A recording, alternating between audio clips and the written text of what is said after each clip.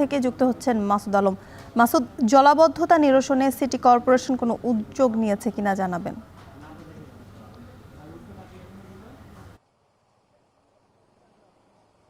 জ্যোতিকা, বর্তমান যে পরিস্থিতি রয়েছে ছায়াবিতান এলাকা সহ এর আশপাশের এলাকায় যে জলাবদ্ধতা সেটি নিরসনে আসলে আমরা গত 5 বছর যাবৎ কোনো ধরনের উদ্যোগ নিতে দেখিনি সিটি কর্পোরেশন কিংবা এর যারা এই এলাকাগুলো তদারকি করেন সংশ্লিষ্ট প্রশাসনের পক্ষ থেকে।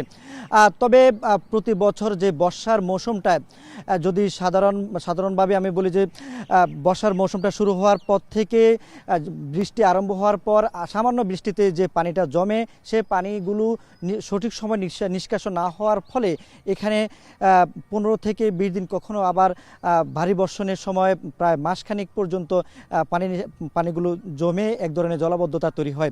এতে করে আমরা দেখেছি যে এই এলাকার মানুষের যে চলাচলের যে দুর্ভোগ সেটি ক্রমে বাড়তে থাকে, একই সঙ্গে চর্মসহ নানান রোগে আক্রান্ত হচ্ছেন। আমি যেখানে রয়েছি এটি হচ্ছে শহরতলির ছায়াবিতান এলাকার। আমার পেছনে রয়েছে কুমিল্লা ভিক্টোরিয়া কলেজ, যেটি দক্ষিণ পূর্ব বাংলার শ্রেষ্ঠ বিদ্যাপীঠ হিসাবে পরিচিত। এই বিদ্যালয়ের শিক্ষার্থীরা চরম ভোগান্তির মধ্যে রয়েছেন। একই সঙ্গে আমার সামনের অংশে যেটি রয়েছে রেলওয়ের পাশে, সেটি হচ্ছে বিসিক শিল্পনগরী। এর বা পাশে রয়েছে জেলার সবচেয়ে বড় খাদ্য সংরক্ষণ কেন্দ্র খাদ্যগুদাম, ধর্মপুর খাদ্যগুদাম। এছাড়াও এই যে আবাসিক এলাকা সহ ছোট বড় বিভিন্ন শিক্ষা প্রতিষ্ঠানের শিক্ষার্থীরা ভোগান্তিতে রয়েছেন। খাদ্যগুদামের কথা যদি বলি, খাদ্যগুদামে আমি যদি এখন যেটা তাদের সঙ্গে কথা বলেছি, সেখানে হাঁটু থেকে কোমর সমান পর্যন্ত পানির জমে জলাবদ্ধতার সৃষ্টি হয়েছে।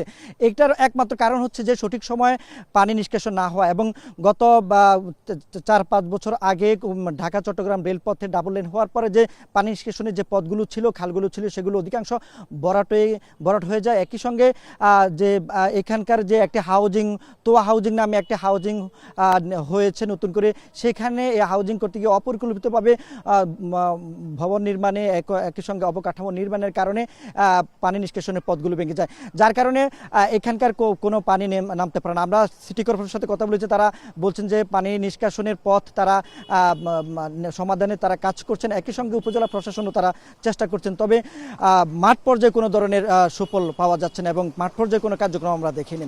তো এই ছিল কুমিল্লা থেকে সবশেষ। কুমিল্লা থেকে জলাবদ্ধতার খবর জানাতে যুক্ত ছিলেন মাসুদ আলম। এখন জনপদে নিচ্ছি আরো একটি